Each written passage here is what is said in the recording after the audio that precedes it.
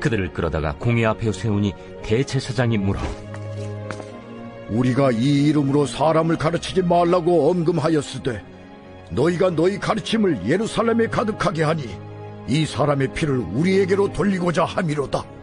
베드로와 사도들이 대답하여 사람보다 하나님께 순종하는 것이 마땅하니라.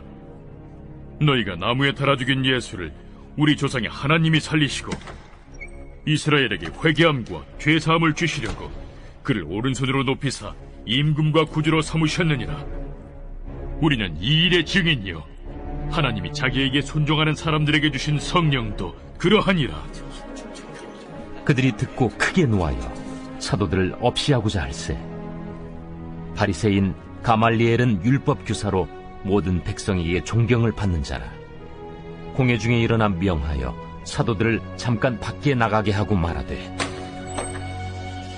이스라엘 사람들아, 너희가 이 사람들에게 대하여 어떻게 하려는지 조심하라.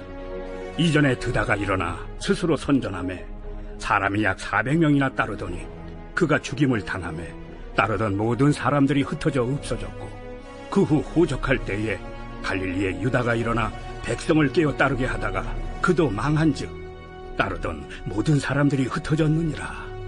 이제 내가 너희에게 말하노니 이 사람들을 상관하지 말고 버려두라. 이 사상과 이 소행이 사람으로부터 났으면 무너질 것이요 만일 하나님께로부터 났으면 너희가 그들을 무너뜨릴 수 없겠고 도리어 하나님을 대적하는 자가 될까 하노라.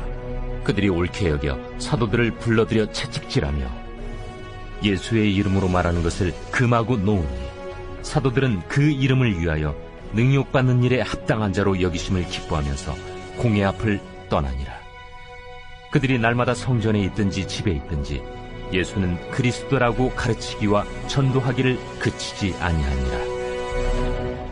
오늘 말씀을 보시면 복음을 전하던 제자들이 그들을 질투한 대제사장 무리에게 핍박을 받는데요.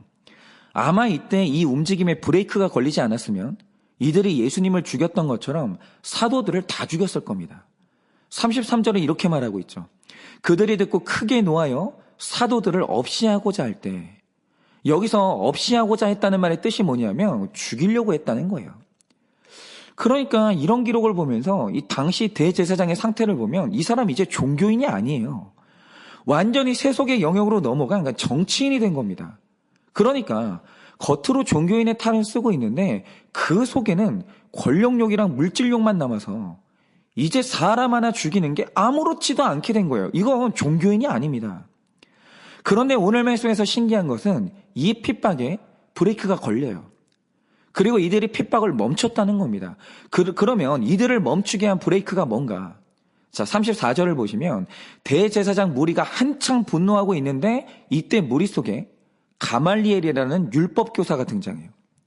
그러니까 이 사람이 당대의 분파를 막론하고 전 사회적으로 존경받는 민족의 스승이었거든요. 이게 우리로 따지면 제가 예전에 심리학자인 김정훈 교수님의 강의를 듣는데 이분이 말하길 자기도 학문으로는 자존심이 대단하다는 거예요. 아무한테도 안 진다는 거죠. 그런데 이런 자신이 지성으로 이길 수 없는 딱 한 사람이 있는데 그분이 이어령 교수라는 거예요. 그러니까 지금 이어령 교수님이 우리나라에서 보수와 진보를 넘어서 전 사회적으로 존경받는 스승이거든요. 그런데 유대 사회에서 가말리엘이 이렇게 카리스마가 있는 민족의 스승이었다는 거죠.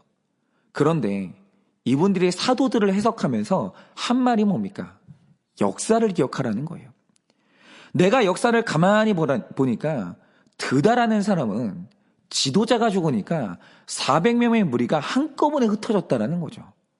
그리고 가룟 유다가 아니라 반역자 유다 역시 지도자 한 사람이 죽으니까 그 무리가 그냥 사라졌다라는 거예요.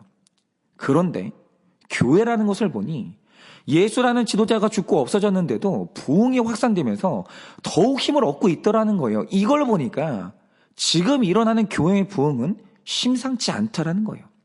그러니 함부로 대적하지 말고 지켜보라. 이게 가말리엘의 가르침이에요. 이렇게 가말리엘이 역사를 가지고 초대교회의 부흥을 해석하니까 이들이 다 동의가 되는 겁니다. 여러분, 이래서 역사 의식이라는 것이 굉장히 중요한데요. 이런 의미에서 오늘 우리나라의 부흥과 관련된 과거의 흔적 하나를 좀 이야기하려고 합니다. 여러 번 말씀드렸듯이 대한민국에서 일어난 부흥의 역사라는 건 전 세계 교회사에서 빼놓을 수 없는 특별한 현상이거든요. 그러니까 외국 학교에서도요, 이 교회사를 배울 때 한국의 부흥 역사를 빼고 설명이 안 되는 게 있어요. 그런데 교회의 성장과 부흥의 역사를 가만히 보고 있으면 절대로 놓치면 안 되는 그림자 하나가 나타나요. 그게 뭐냐?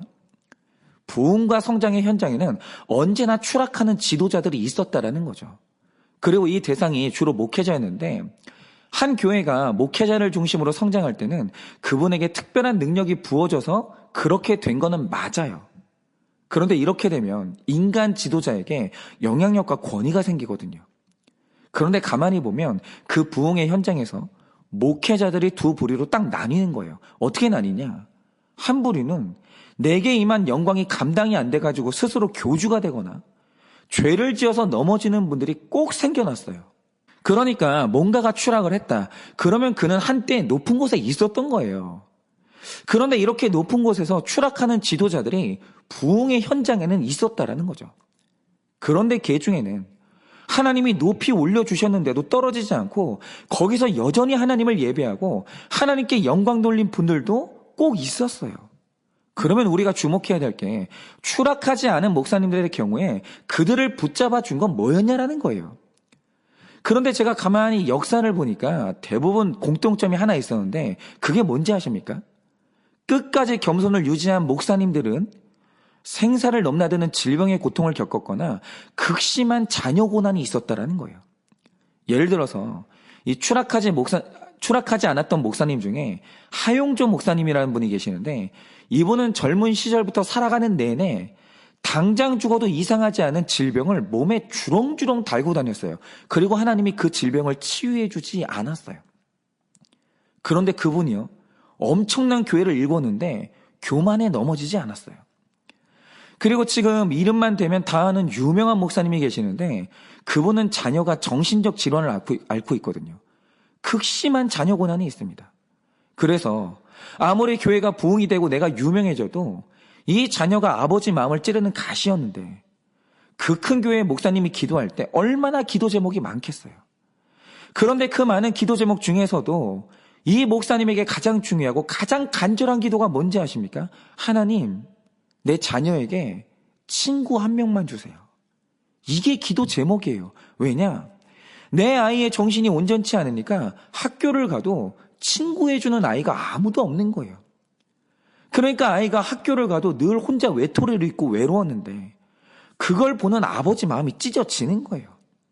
그래서 기도하시길 친구 2명도 사치고 친구 1명만 달라고. 그게 기도 제목인 거예요. 그런데 이런 식으로 그 삶에 극심한 고난이 있는 분들은 내 목회에 부흥이 오고 강한 영향력이 생겼는데도 추락하지를 않더라는 거예요. 역사가 그래요. 그런데 이런 고난이 없는 분들에게 영광이 찾아왔을 때 그들은 교만하지 않을 방법이 없었고 높은 자리에서 추락을 막지를 못했던 거예요. 그래서 한국 교회가 여기까지 와서의 해석되는 한 가지가 뭐냐? 당시에 많은 사람들이요, 왜 타락한 종들이 아니라 충성된 종들의 자녀가 이렇게 고통받고 왜 그들한테 질병이 오는지, 그리고 왜 하나님은 이걸 치유를 안 해주는지 이게 해석이 안 됐었거든요. 그런데 역사를 쭉 지나서 이제 와서 보니까 그 질병이 그들의 교만을 치유하는 백신이었고 추락을 막아주는 낙하산이었던 거예요. 알고 보니까 그 모든 고난은요, 충성된 종들의 구원을 보호하는 하나님의 선물이었던 거예요. 역사를 보니 그게 해석이 되는 겁니다. 그런데 오늘 말씀을 보세요. 오늘 말씀에 대제사장의 무리가 있는데 그들의 삶에 무슨 핍박이 있습니까? 전혀 없어요. 오히려 타락한 대가로 높은 지위에 오르고 재산을 불리는데 삶이 평안합니다. 여러분, 지금 전 세계에서 많은 독재자가 있는데 유일하게 독재자가 평안하게 죽는 독재자들이 있어요. 그게 누군지 아십니까? 김일성 일가예요. 삶이 아주 평안한 거예요. 반면에 말씀을 보면 성령 받은 제자들이 나오는데 40절 말씀을 보면 제자들이 채찍질을 당하고 능욕을 당하고 핍박을 당하는 거예요. 한마디로 악한 대제사장이 핍박받는 게 아니라 제자들이 핍박을 당하는 거죠. 그러면 왜 하나님은 제자들에게 핍박을 허락하시냐 이겁니다. 오늘은 이걸 좀 묵상을 해야 되는 거예요. 그래서 오늘 좀 한번 나눌 것이 있는데요. 저는 성경에 나오는 자녀들 중에서 가장 불쌍한 자녀가 한 명 있어요. 그게 바로 헤롯의 딸인데요. 성경을 다 뒤져봐도 얘 같은 효녀가 없어요. 왜 그런가? 마태복음 14장을 보면 헤롯의 생일날 이 딸이 아버지를 기쁘게 하겠다고 춤을 추거든요. 그런데 얼마나 춤을 잘 췄는지 그 아버지가 딸의 춤에 반해가지고 내가 너에게 상을 줄 것인데 만약 네가 나라의 절반을 달라고 하면 내가 주겠다 이렇게 약속을 합니다. 그러니까 이날 헤롯의 딸이 춤을 기가 막히게 췄는데 여러분 이게 그냥 됐겠습니까? 아니죠. 굉장히 오랜 시간 아버지의 생신을 축하하겠다고 이 딸이요. 피나는 연습을 한 거예요. 피나는 연습. 아니 여러분 세상에 이렇게 착한 딸이 어디 있어요? 없죠. 그런데 아버지가 뭘 말해도 원하는 건 다 들어주겠다고 소원을 말해보라고 했어요. 그러면 보통 아이들이 무슨 소원을 말하겠습니까? 사람마다 원하는 건 달라도 자기가 원하는 건 말하지 않겠어요? 그런데 이 아버지의 말을 듣자 이 착한 효녀가 한 일이 뭡니까? 내 소원은 말하지도 않고 엄마가 원하는 게 뭔지 엄마의 소원을 물어본 거예요. 엄마 기쁘게 해주고 싶은 거죠. 그러니까 이 딸을 가만히 보면 얘가 가진 삶의 가장 큰 즐거움이 뭐냐면 부모님 기쁘게 해드리는 거. 이게 얘의 소원이에요. 성경을 통틀어 봐도 얘처럼 착한 자녀가 없고 이런 효녀가 없어요. 그런데 반전이 뭐냐? 이 효녀가 지옥 갔어요. 왠지 아십니까? 여러분 우리가 효도라고 할 때 진짜 부모를 위하는 효도가 뭡니까? 뭐 유교의 개념에서는 부모님이 원하는 걸 다 해드리는 게 효도라고 하잖아요. 그런데 구속사의 효도는 그런 게 아니에요. 그러면 성경의 효도가 뭐냐? 이 딸이 너무 사랑했던 부모님들이 둘 다 성경에서 제일 악한 인간들이었어요. 그래서 딸이 엄마의 소원이 뭐냐고 물었을 때 엄마의 대답이 뭐였는지 다 아시죠? 이렇게 대답합니다. 엄마의 소원은 세례 요한의 목을 자르는 거야. 아빠한테 엄마 소원이 이거라고 말해. 이런 게 소원이었어요. 사람 죽이는 거. 그런데 이 딸의 문제가 뭐냐? 부모의 소원이 소름 끼치게 악한데도 불구하고 이 악한 소원에 대해서 이 딸이요, 효도해요. 순종합니다. 그래서 아버지 헤롯에게 그 소원을 말했고 실제로 목을 베어서 갖다 주자 기분 좋게 받아서 엄마한테 전해줘요. 여러분 이게 정상적인 가정에서 일어날 수 있는 일입니까? 그래서 이 가족은요. 착한 딸에게 원 없이 효도받다가 부모들이 지옥에 갔고요. 이 딸은요. 부모님께 끔찍히 효도하다가 지옥 갔어요. 여러분 악한 부모 기쁘게 해주고 악한 부모와 잘 지내는 게 성경이 말하는 효도가 아니라는 거예요. 진짜 효도는 구원이라는 기준을 선명히 정해놓고 그 구원 때문에 죽도록 순종할 때도 있지만 내 부모의 구원 때문에 죽어도 순종하지 말아야 될 때가 있다라는 거예요. 여러분 구원 때문에 부모와 잘 지내야 되지만 구원 때문에 감당해야 될 가족 간의 불화나 핍박에 있으면 그게 진짜 효도인 거예요. 여러분 구원 안에서는 언제나 좋은 거, 핍박이 없어야 화목한 게 아니라는 거예요. 그런데 이런 관점에서 오늘 말씀의 베드로를 보세요. 제가 누차 말씀드리지만 기독교가 반역을 용서하지 않는 로마 밑에서 살아남은 이유가 뭡니까? 기독교는 반사회적인 종교가 아니에요. 그리스도인은 언제나 내가 살아가는 사회의 질서에 순종하는 사람들이고 애국자들이에요. 그래서 베드로나 바울을 보면요. 설령 대제사장이 예수님을 죽였어도 그들에게 대항하거나 그들을 무시한 적이 없었습니다. 언제나 그들은 무슨 대답을 해도 내 윗질서의 체면을 생각해 줬고 그들을 존중해 줬어요. 그런데 어느 날 내가 존중하는 대제사장이 베드로를 공회 앞에 세우더니 명령 하나를 하는데 그게 뭡니까? 31절 말씀처럼 이스라엘 백성이 회개함으로 죄 사함을 받으려면 복음을 들어야 되는데 28절 말씀처럼 복음을 가르치지 말라 이렇게 엄금하는 거예요. 그런데 베드로 안에는 구원이라는 기준이 너무 정확히 서 있으니까 아무리 윗질서의 말이라고 해도 이런 요구는 순종할 수가 없는 거예요. 그런데 문제의 본질이 뭐가 됐든 간에 권세자와 대립하면 핍박을 당하게 되거든요. 그런데 우리가 이때 당하는 핍박을 잘 해석해야 되는데요. 이거는 질서를 어겨서 당하는 핍박이 아니에요. 질서를 지켰기 때문에 당하는 핍박입니다. 이건 애매한 고난도 아니고 불행도 아니에요. 복음과 구원 때문에 당하는 고난이 있다면 그건 당하는 자에게 축복이라는 거예요. 왜입니까? 마태복음 5장 10절을 보면 중요한 팔복 하나가 기록되는데 이렇게 말합니다. 의를 위하여 박해받는 자는 복이 있나니 천국이 그들의 것입니다. 여러분 뭐죠? 우리가 구원을 중심으로 살다 보면 불가피하게 불화를 겪을 때도 있고 핍박을 받을 때도 있습니다.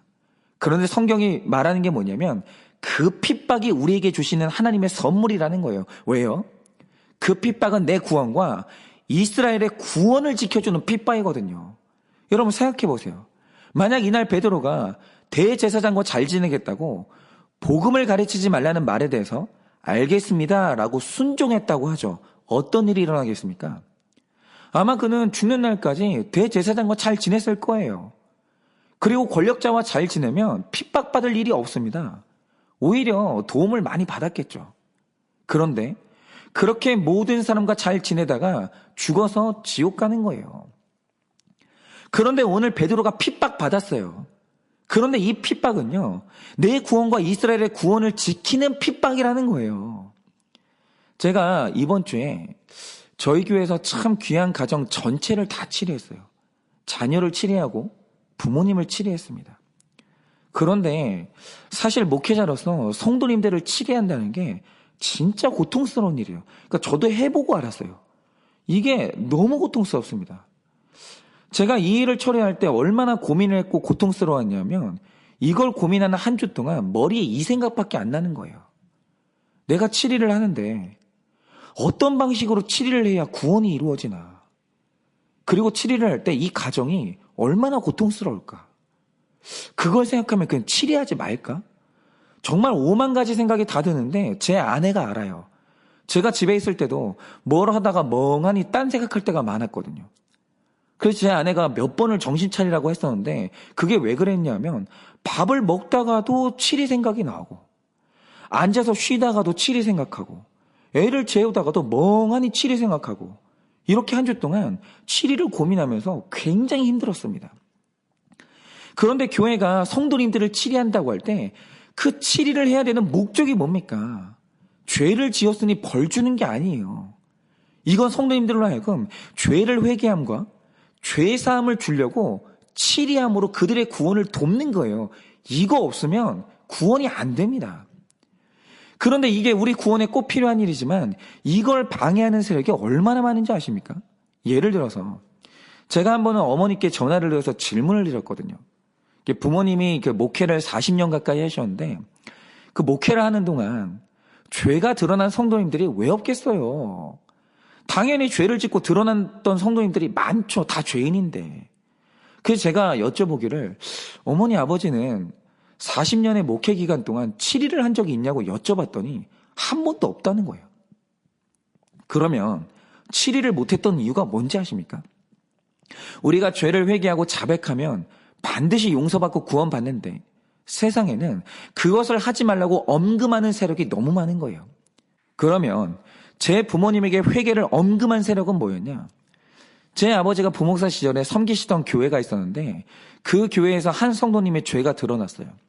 그래서 목사님이 치리를 했거든요. 그러면 그때 치리를 당한 성도님의 반응이 뭔지 아십니까? 회개를 한 게 아니라 내가 다닐 교회가 이 교회밖에 없냐? 감히 나를 치리해? 이러면서 바로 앞에 있는 교회로 옮겨버리더라는 거예요. 그러니까 제 아버지가 부목사 시절에 목격한 게 뭐냐면 치리가 성도의 회개에 도움이 되지 않는구나. 치리는 차라리 하지 말고 엄금하는 게 맞는 거구나. 제 아버지가 젊은 시절에 그걸 보신 거예요.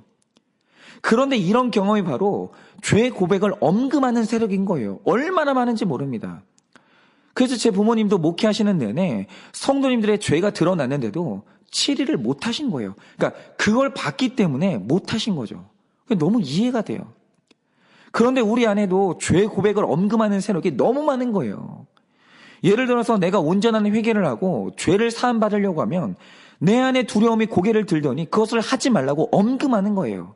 야, 네가 그 부끄러운 죄를 고백하면 네 부모님이 앞으로 교회에서 고개 들고 다니겠냐? 네가 죄인이지 니네 부모님은 무슨 죄가 있냐? 너뿐만이 아니라 니네 부모님들도 다 교회 옮겨야 돼. 그리고 그런 죄를 고백하면 나중에 그게 네 약점이 돼서 평생 딱지가 붙는 거야. 그러니 너도 죄 고백을 엄금하고 다른 사람에게도 가르치지 말라고. 우리를 둘러싼 환경과 심지어 나에게 가장 영향력 있는 부모와 내 안에 있는 두려움들이요, 우리의 죄 고백을 엄금하는 거예요. 못하게 합니다. 그런데 바로 그때 죄값 치르는 걸 회피하고 평안함을 택하는 게, 그게 바로 최악의 선택이라는 거예요. 그때는 편하죠. 핍박이 없어요. 그런데 그 핍박이 없다는 것이 우리에게 저주라는 거예요. 이때는 죄를 고백해서 수치도 당하고 핍박도 당하는 게 내 구원과 가족의 구원을 지키는 진짜 은혜라는 거예요. 여러분, 절대로 잊으시면 안 되는 게, 핍박에는 내 구원을 지키는 핍박이 있다라는 거예요. 핍박, 박해를 당하는 자는 복이 있나니 천국이 저희 것이에요. 천국을 내 것 되게 하는 박해가 있다는 겁니다. 그런데 내 안에 구원이라는 가치관이 정확하면 그거를 분별할 수 있다는 거예요. 이게 당해야 될 핍박인가? 피해야 될 핍박인가? 구원의 분별력이 정확하면 가능해요. 그러니 만약 여러분의 삶에 이제라도 구원 때문에 받아야 될 핍박이 있으면 여러분 받으세요. 그리고 41절 말씀처럼 구원 때문에 받아야 될 능력이 있다면 그것도 기쁘게 받으시기를 바랍니다. 그래서 여러분의 모든 핍박과 내가 받는 능력이 구원의 선물로 변하기를 예수님의 이름으로 축원을 드립니다.